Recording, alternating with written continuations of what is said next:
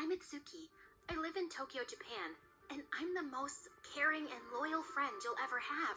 People think I'm shy because of how I look and how my voice is so soft and quiet, and for the most part, that's true. When it comes to me, I don't like making a lot of trouble or a lot of noise.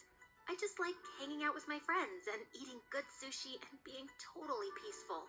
But if you mess with someone I love, all the peace is gone and my heart burned like 1,000 flaming suns, and I'll become a monster. And that's where my story begins. But if you want to hear it, you have to like and subscribe. Just kidding. Before that fateful day when everything changed, I was just a normal, peaceful girl who lived with her parents and did my best in school. Though that wasn't always very good.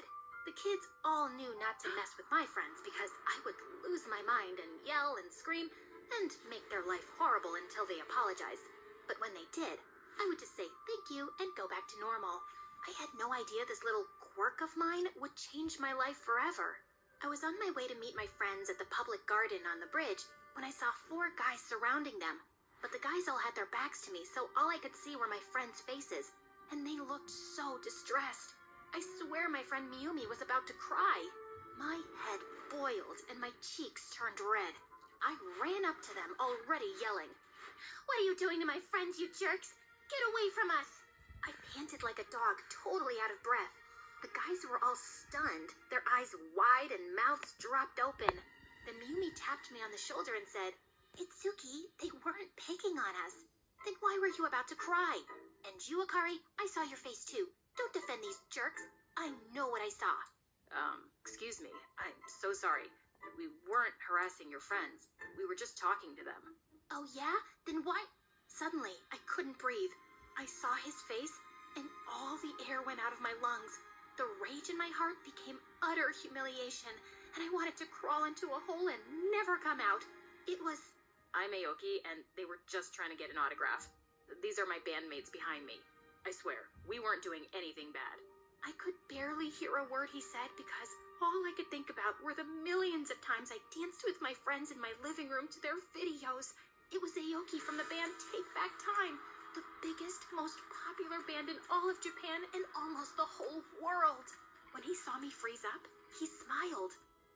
Don't worry. It was really brave of you to stand up for your friends like that. We have to go to prepare for our show tonight, but why don't you guys come? Look, I always carry extra tickets just in case I meet cool people like you guys before a show. And if you want to come backstage after, just say this to the security guard and they'll let you in. He gave me a paper with the words Abracadabra. Aoki sent me. I'm so sorry. It's okay. I like your courage. Maybe we'll write a song about it one day. They left and my friends screamed with joy, but I couldn't even think about going. I was so embarrassed. How could I do that?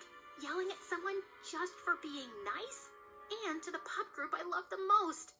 While we went to eat and my friends couldn't stop talking about going to the concert, I just kept replaying the moment over and over in my head. Except every time I pictured it, it got worse and worse in my imagination. I even started to believe I pushed him off the bridge and into the water. Itsuki, relax. That never happened. Plus, it was your crazy defensiveness that got him to give us the tickets in the first place. I'm not going. What? Are you crazy? This is the chance of a lifetime. We get to go backstage. Yeah, and I get to face Aoki again, my hero who I've idolized since I was in middle school. Except now, instead of meeting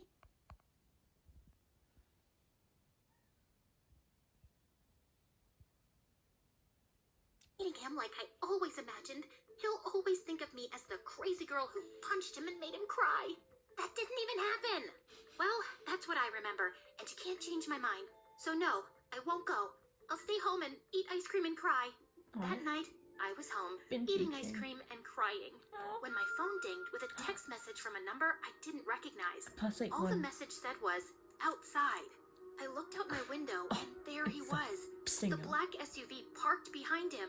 I assumed in case anyone saw him and he had to run away. I thought maybe I was dreaming, but nope, it was real. Yep. Even in my house, I couldn't hide from my embarrassment. Just go. I opened the window. I don't have makeup on. I can't come out. Just How go did you out. find me?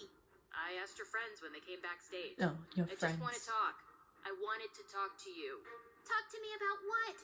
Calm down and I'll tell you. instead of yelling I at each took other. a deep breath, got myself as ready as I could with such a short amount of time, and went out to meet him. Even now, after doing a whole show for hours at dancing and sweating, he looked perfect. I can't believe you came here.